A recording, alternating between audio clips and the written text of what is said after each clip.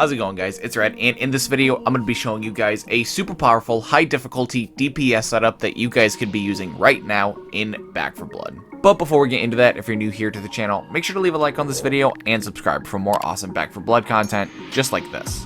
Also, make sure to check out the link to my Discord server. It's going to be down in the description below. You guys can use it to find teammates to play Back 4 Blood with, so if you guys are in some dire need of teammates, make sure to come check out the Discord server. And without further ado, I hope you guys enjoy the video.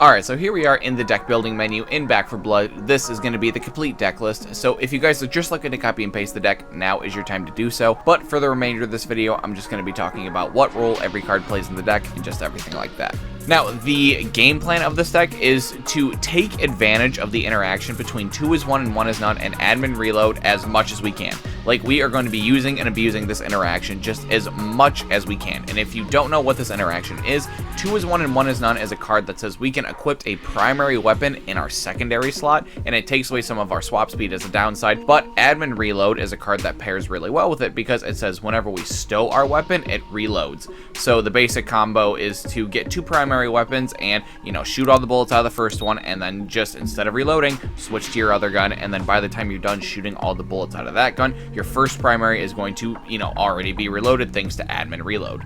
So obviously the first 2 cards of this deck are going to be 2 is 1 and 1 is none and admin reload. Those are just the combo pieces and the build around. But moving on to like the first actual category for the deck is going to be weapon swap speed. And obviously weapon swap speed is going to be something that we're going to need a lot of in this deck, you know, considering the fact that the whole deck is based around a weapon swap speed interaction.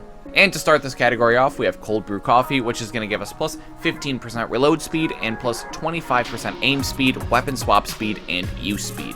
And up next we have Shooting Gloves, which is going to give us plus 25% weapon swap speed, plus 15% recoil control, and plus 15% accuracy.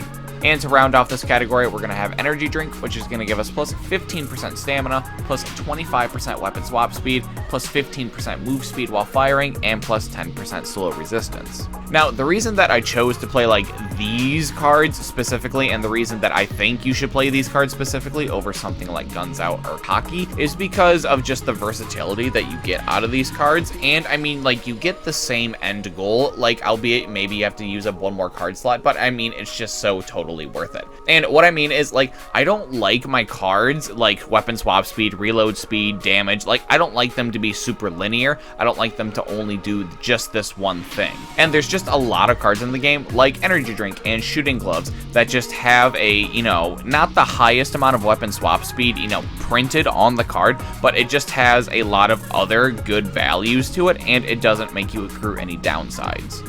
So even though, like, none of these cards overtly have, like, really high weapon swap speed, when you combine all 3 of them together, I'm getting 75% weapon swap speed, and I'm getting, like, 9 other effects. And all of this is while having absolutely no downsides for playing any one of these, where if I were to play something like Guns Out or Cocky, I'm going to be accruing a downside for just, you know, playing one of these cards. And, you know, this card's going to be super linear. It's not going to, you know, accrue me as nearly as much value as like these would.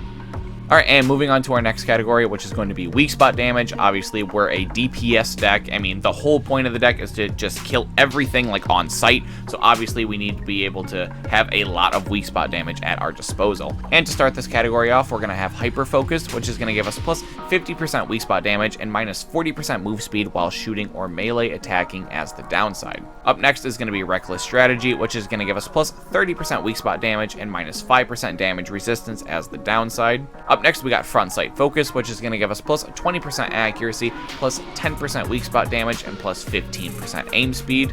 And to finish off this category, we're going to have Knowledge is Power, which is going to give us plus 10% weak spot damage, and it allows players to see values for damage they deal and enemy health bars.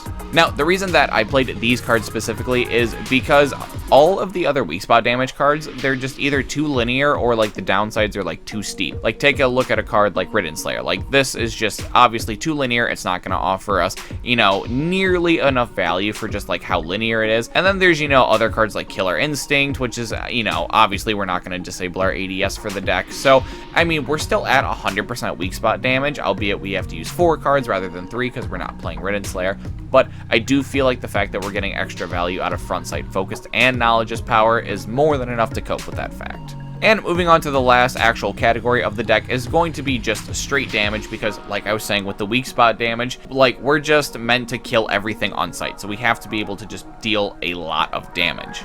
And to start this category off, we're going to have Line 'em Up, which is going to give us plus 10% effective bullet range, plus 15% recoil control, 25% bullet penetration, and plus 25% aim speed.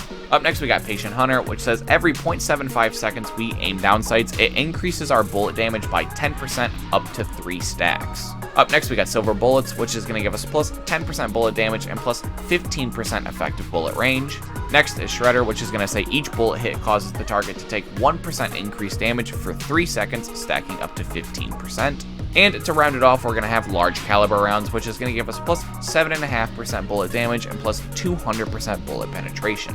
Now, in my opinion, this is a pretty stock, just DPS lineup. Like, I feel like these are just the 5 strongest damage cards in the game. I don't feel like you can actually, like, just switch these out for, like, another damage card and accrue more value. Like, I mean, I don't know. Maybe you can play something like Glass Cannon, but for me, personally, I don't like the minus 30% health. But if that's something that doesn't bother you, or you're cool playing, like, another card to, like, cope with this is totally an option that you can still do. But for my personal preference, I think that, you know, just playing these 5 cards is where you need to be.